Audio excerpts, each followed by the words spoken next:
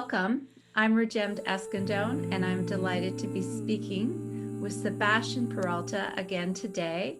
He is an Ayurvedic professional and practitioner based in Ottawa, Ontario, Canada, and the owner of Ayurveda. So he has his own business and also sattva spices. Am I correct? We changed it to Ayurveda spices just to keep it more streamlined. Cool.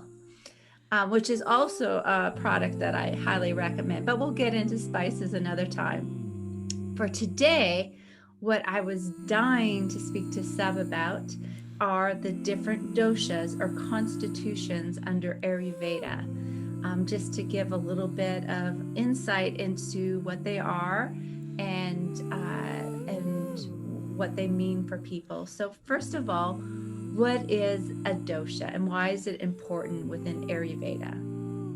Yeah.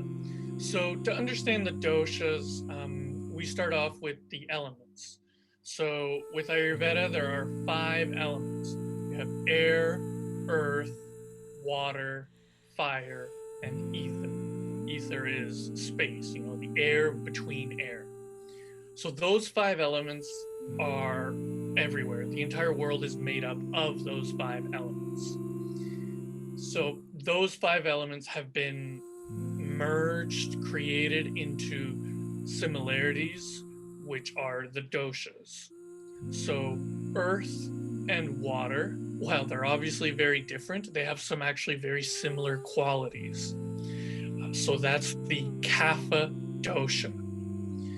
Then there's air and ether, space. Those are obviously very similar. So that is the vata dosha. Finally, you have fire, which is the pitta dosha. And just like the elements, those 3 doshas, the idea is that every person, but really every being, every living creature has those doshas in all aspects, in different parts, in different amounts. Some are too high sometimes, some are too low. But we need all of them to function properly. Just to give you an example, when we eat food, the saliva, how we absorb the initial nutrients in our mouth and how we taste it, is the water. So that's the kapha element. We push it down our system with air, which is the vata element. There's some muscles involved as well, and that's pitta. And the digestion process, the fire, is of course the pitta element. And then again, to release it out of our body again is air, even more. And so if any of those are imbalanced, then at some point during our digestion process, it might not work as smoothly as it normally would. So they're all important in their own ways, but generally most people have 1 or 2 that are the dominant dosha, and that becomes their dosha, their constitution. So how would I know what my dominant dosha is? How would I find that out? Yeah, so there's online questionnaires you can take, and then at the end you tally up, you see which one you have the most of, and that gives you a general idea, and it gives you an idea of what it means, so you just know better which dosha correlates with thin hair versus oily hair and so on. But the best way to tell is with your pulse, and that takes practice. So I would suggest seeing someone like myself or someone that knows how the pulse works, the Ayurvedic pulse, and so they can read it, because depending on which finger they feel it on, the speed, the rhythm, the strength, it tells us all different things, and we can do that in a whole other video. But that is the best way to tell what's going on right now. But a great way to overall tell is to see your history versus your present day. What were you like in your teens and in your 20s versus later in life? And how has it changed and stuff? That can be a very complex question, So it can take a lot of research just to know which dosha means what. Or you can find someone like myself, and within a 5-10 minute chat, you'll definitely be able to you'll know what dosha you are. So once I figure out my dosha, what should I do with that information? Yeah, so just like the elements, once you know the dosha and you understand the dosha, because that's the part that can take a lot of time, is knowing how to balance the elements within us or balance our doshas. So, because that's the goal, that's the idea behind Ayurveda, is becoming balanced. So the way we do that is we know our dosha, and then we do the research about how to reduce, how to relax, how to calm, how to increase or decrease, depending on what we need, that dosha in our system. So for example, I am Pitta Kapha. That means it's very easy for my Pitta to go up because it's my natural state and it's what I like. So I love my spicy food. I love, going and working out a lot or exercising. I love being outside in the heat. And while I love it, over time, if I do too much of it, my fire goes up and up and up and up. And so being aware of that and knowing what helps reduce the pitta, so eating cooling things like using coconut oil or herbs that are more cooling, that's what I would do to reduce it. Diet and lifestyle are the two big ways that we would stay balanced. Mm-hmm. So you talked about foods that are cooling. Can you talk a little bit more about what that means and, kind of the window into food, how it relates to all of this? Mm-hmm. So I mentioned that everything in the world is made up of the 5 elements. That includes our food. So knowing that a certain food has a lot of water in it will tell you one thing, that it's more cooling, right? It's more calming, it's more slower. So that is obviously more liquid-based foods. So things like watermelon, a lot of the fruits are very cooling because of all the liquids and water in them. And if you have fire that is very hot, very punchy, very bitter, very sour, very strong tasting, that'll increase your fire. So unsurprisingly, that'll be things like ginger, garlic, a lot of those strong herbs and spices, as well as like bitter foods like pomegranates or astringent pomegranates, or there's an Indian bitter cucumber. So there's different foods that are helpful for the different doshas. And of course, it's food, so it's a very big and complex system. So we've talked about food. What about other aspects of our life? How do they relate to our doshas? Yeah, so the other aspects falls in the lifestyle umbrella, and that is pretty much everything else but things you ingest. So that'll be the exercises you do, the people you spend time with, the weather you live in, the type of work you do, the type of relaxation you do. Do you get massages? What do they use in the massages? Is it cream? Is it oil based? Is it water based? Yeah, pretty well anything else. Do you go skydiving a lot?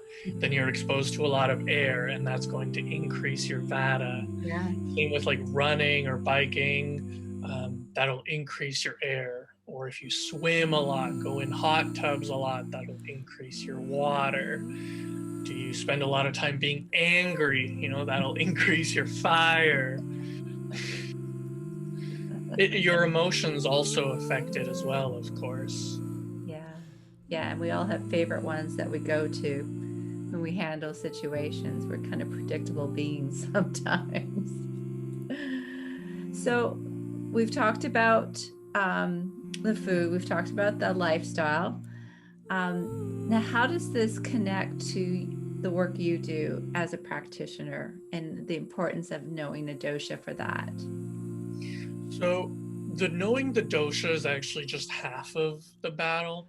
So knowing the dosha, or prakruti in Sanskrit, is your main constitution, your main dosha, and that does not change throughout your life. Once you've reached maturity, Ayurvedically, that's around 1820, your dosha will not change unless something super drastic happens.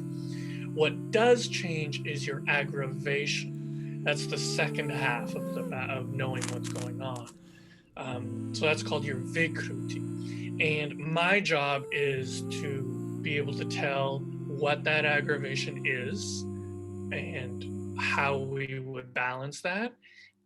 The difficult part with the aggravation is that it changes, not just year by year, but month by month, day by day, even hour by hour. You can check your pulse in the morning and it'll tell you one thing. And if you check it in the evening, especially if you've had a very hectic day or a day that affected you a lot, then your pulse can be affected quite a bit. Mm-hmm. So that's part of my job, is knowing the aggravation, and that's the part we really want to focus on, because that's the part that is going to be affecting your health, is the aggravation.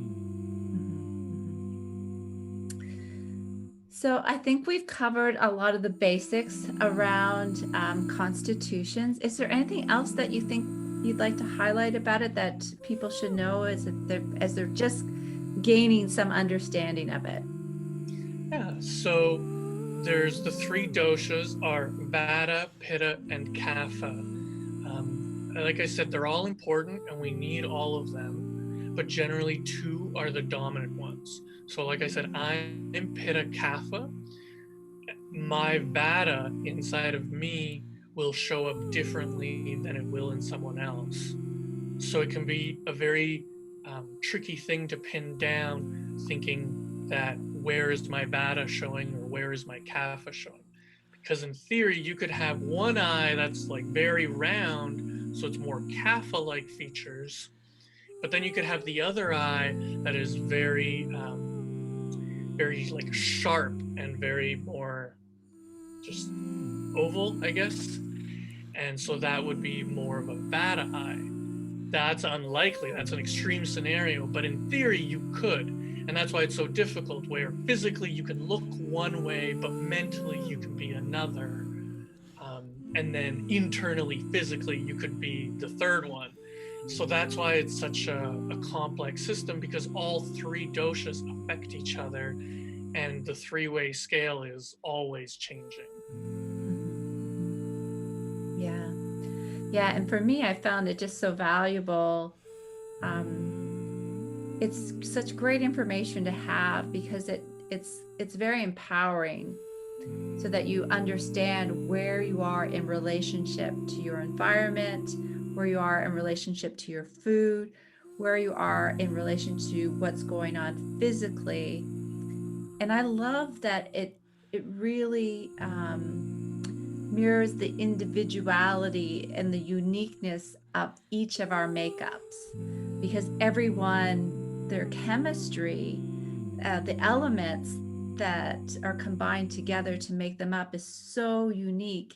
And Ayurveda just meets you exactly at that uniqueness, instead of it being a one pill cures all sort of scenario. So the elements, our constitution, our doshas, it's such a gift to dip toes into starting to understand that, because it's such a gateway for really understanding what's going on physically and what's our trajectory. Yeah, I love it because they don't try to pigeonhole the whole situation. It's very open, because Ayurveda knows, like you said, everybody's so different, and so everybody can find their own place with Ayurveda of what's going on. And it can also tell you a lot about yourself, a lot about the people around you, and the relationships that you have. So it's I see Ayurveda everywhere now. Yeah. Yeah. And also, beginning to understand how some of the medicines you might be taking that your doctor has told you can be affecting you much differently than somebody else, because it could be heating or cooling to you, or that, your iteration of a certain disease might come from a completely different aggravation than somebody else with the same disease. The source of it can be completely different. So yeah, that's just one of the many things that I love about Ayurveda and the Constitution system. So Seb, thank you once again for spending time with me and sharing your wisdom and knowledge of this amazing, incredible science of life, Ayurveda. Thank you, Seb. Thank you.